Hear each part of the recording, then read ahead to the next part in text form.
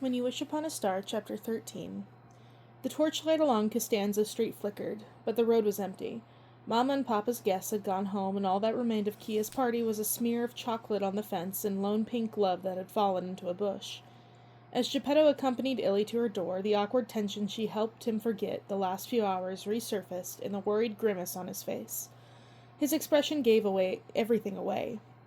What did he do now? Did he stay to ensure she entered safely? Did he say he'd see her again soon? Did he dare reach for her hand and hold it as if he'd been wanting to all night? Ilaria was tired, but not too tired to shine her most winning smile at the poor young luthier. It was a pleasure getting to know you better, Geppetto. You too, Ilaria. Still smiling, she tipped up her chin and half closed her eyes. Good night, she murmured. Unfortunately, Geppetto didn't understand her games at all, and he merely tipped his hat nervously. Good night. He turned back for the road, and Ilaria stared after him, blinking with disbelief. Then she shook her head and laughed to herself. Only Geppetto would miss the opportunity to kiss her good night. What he did do, though, was wave to her from the end of the road. It was a shy wave, but his smile was as wide as his entire face, and it warmed Illy in spite of the night's chill, as did the sight of him quickly whirring to hurry home, muttering something about his papa being angry that he was so late. Sand and seawater squeaked out of Ilaria's shoes as she entered her home. The party was long since over. All the guests were gone, and not a candle was lit. In the darkness, she toed off her shoes and leaned them against a wall to dry. Then, as she made her way to the hall, a shadow darted out of the parlor. Fear iced Ilaria's stomach. She thought of the strange voice she heard at the beach tonight.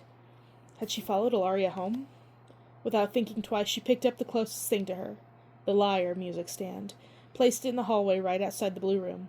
The intruder should have dashed out of the back door in the kitchen and jumped over the fence, but he was greedy and refused to give up the heavy sack over his back. Ilaria charged and whacked him as hard as she could on the back. He thumped against the wall and dropped, silverware clattering out of his sack. Illy's own pillowcase, stuffed with gifts and their neighbors and friends had brought to Kia's party. Rage filled Ilaria as she sat down the music stand, breathing hard, and she knelt and studied the thief's face by the moonlight. She didn't know him, which meant he had to be from out of town. When he grunted in pain, she gave a quick, hard kick to the ribs. You scoundrel! Get out of here, you thief! Get out of here before I... Illy? Kiara whispered from the stairs. Her sister crept down from her room, holding a lone candle. Illy, I heard a crash. What... Kiara saw the body on the floor, and the anxious crease in her brow turned into shock. He was stealing your presents, said Illy, waving a tired hand at the thief. Kia held her candle over his face, gray hair and a poorly cropped beard. Doesn't look like he's from Pariva. Do you know him? Her sister actually shuddered. I saw him by the tavern today. Just our luck, Illy grumbled. She dusted her hands and grabbed the man's feet, lugged him out of the door. He's unconscious. Help me get him out of here. You're going to put him on the street? We're definitely putting him on the daybed, retorted Ilaria. She knew exactly what Kiara was thinking. He tried to rob us. Together they hauled the thief into the roadside, and Illy dusted her hands as she'd just dealt with an enormous rat. I'm guessing this isn't how you thought you'd spend your last night in Pariva. It certainly will be memorable. Kiara knelt and took out her handkerchief, using it to wipe a smear of blood off the man's forehead where Illy had struck him. Under their neighbor's warm, wan lantern light, Illy was proud to see that a hideous bruise was already forming. Her sister, on the other hand, loosened a shawl from her shoulders and placed it over the thief. For this crook? Have some compassion, Illy. It's a cold night. Illy rolled her eyes as Kia got up to go back to the house. When her sister wasn't looking, Ilaria yanked the shawl back. Then she followed Kiara inside and locked the door. Ilaria let out a yawn as she entered her room to sleep. She was certain she left her bed unmade, but the wrinkles in her blankets had been smoothed, and her pillows were nearly fluffed. Mama had stopped making her bed ages ago, and had all but given up censoring Ilaria from her messiness. Ilaria crossed her arms at Kiara. I don't need you to make my bed. I was waiting for you to come back. Why? Ilaria muttered. Mama and Papa didn't care enough to stay awake. Where were you? Said Kiara, choosing to ignore her sarcasm. I was worried. I went for a walk by the sea. Alone? Certainly not with you. Ilaria didn't regret the barb, even when her sister flinched. She wanted it to hurt. She needed Kia to hurt. Doesn't matter. Illy jumped onto her bed, instantly creating a ripple of wrinkles.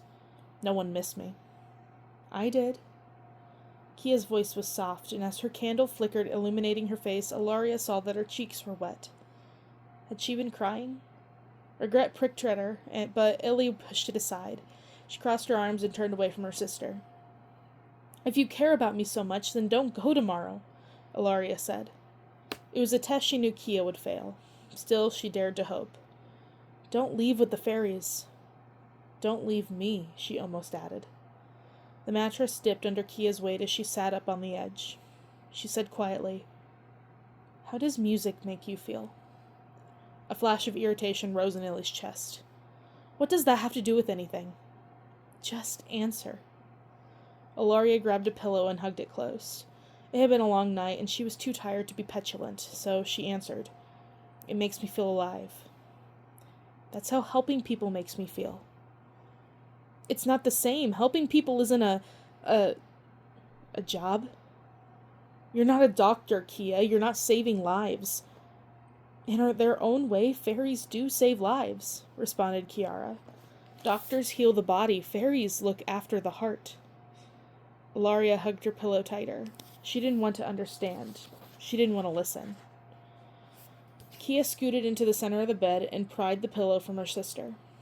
It sounds silly, but there's always been this feeling I get. Inside me, when someone's unhappy, it makes me unhappy too, until I help them feel better. That's nonsense. Is it? Kia was serious, which made Illy frown. You're saying you can feel how I'm feeling? Like you can read my mind? I can't read your mind. I can just sense that you're unhappy with me. Ilaria snorted. Didn't seem to work for you that week when you were keeping secrets from me. I'm not very good at it yet, said Kiara, and it helps when I'm focused. So what is your fairy sense telling you about me now? Kia pursed her lips, the way she always did when she was about to say a truth Ilaria didn't like. Right now, you're angry. You wish you could come with me. At that, Ilaria finally let go of the pillow. I am jealous, she admitted. You get to leave Pariva and see the world while I'm stuck here. Stuck here? Kiara chuckled. Next year you'll be in Valen studying with Maria Linda, the most celebrated prima donna in Hesperia. Before long, you'll be gracing Accordio in world's greatest opera houses. She tucked a stray brown lock behind her sister's ear. You're destined for an amazing adventure, Illy. I can't wait to see how far you'll go. Ilaria jerked her head away and twirled her hair back in place. But when she spoke, her words had only a trace of their earlier bitterness. You were the best accompanist I ever had. Pity I'll have to find someone else. Yes, Kia poked her arm. Too bad Geppetto doesn't play the harpsichord. He found you at the sea. I'm guessing that's why you're back so late. Ilaria threw her pillow at Kia. I should have known you sent him after me. You're sneakier than I took you for. Kia caught the pillow. I thought you two would get along. She winked. That's my special fairy sense again. Your special fairy sense, Illy repeated. The corner of her mouth twitched, and a smile peeked out of a frown despite herself. He was nice. He walked me home. See? See what? Ilaria crossed her arms. I'm not going to marry him. He wants to stay in Pariva forever. I'm getting out of here the first chance I get. I'm not trying to play matchmaker, Kiara said, laughing. I only want you and Geppetto to be friends. You'll need friends who will stay by you through good times and bad. Geppetto would do that for you. He's a good person. Unlike Simona and Beatrice. Simona and Beatrice don't always have your best intentions at heart. I heard what they said about your singing, Illy. It was unkind and untrue. What if they're right, though? Illy said, voicing her fears. What if I do need your help? Hundreds of girls will be applying to study with Maria Linda. She sighed. Girls who've grown up singing operas at the Accordo and can afford acting and singing lessons. Girls who can play both Inguin and Vixen and have 4-octave ranges. Girls who can reach a high F without straining. Worry about your competition will make you neither a better singer nor a happier one, said Kiara. Focus on yourself. Which reminds me. She reached into her pocket for her money pouch, neatly tied with a blue bow. She placed it on Illy's lap. Here, open it. This could help you buy that new dress you've been longing for and help you settle into a new place in Valen. Illy stared at her sister, then into the bag. There had to be 100 euros inside, over a year's worth of savings. Kia, Ilaria breathed, tongue-tied. You can't! How did you... I saved a little every day from my shifts working at the bakery, and Mama let me sell some of her flowers. It's hardly enough for life in the big city, but it should help you get started. Illy swallowed hard, so moved she could hardly speak. Kia tucked the loose strand of brown hair back behind Ilaria's ear. It doesn't matter whether I'm gone for 1 month or 1 decade. I'll miss everything about Pariva. I'll even miss the smelly fish street on the way to our old school. I'll miss Nicolo and Mama and Papa. I'll miss mornings playing music together. Most of all, I'll miss you. I'll miss you too, Ilaria started to say. But then she noticed that a star had risen above the moon out the window. Look, she cried, pointing it outside. Is that a wishing star? Kiara squinted. I think so. Ilaria pulled her sister toward the window, planting her elbows on the sill. Let's make a wish. You're still allowed to, right? You're not a fairy yet. I think so. The sisters knelt side by side, and Ilaria mouthed a silent wish. What did you ask for? Kiara asked. Ilaria grinned. You should know that if I tell you, it won't come true. She scooted to her sister's side, leaning her head on Kiara's shoulder, the way they had when they were children. You'll just have to wait and find out, like everyone else.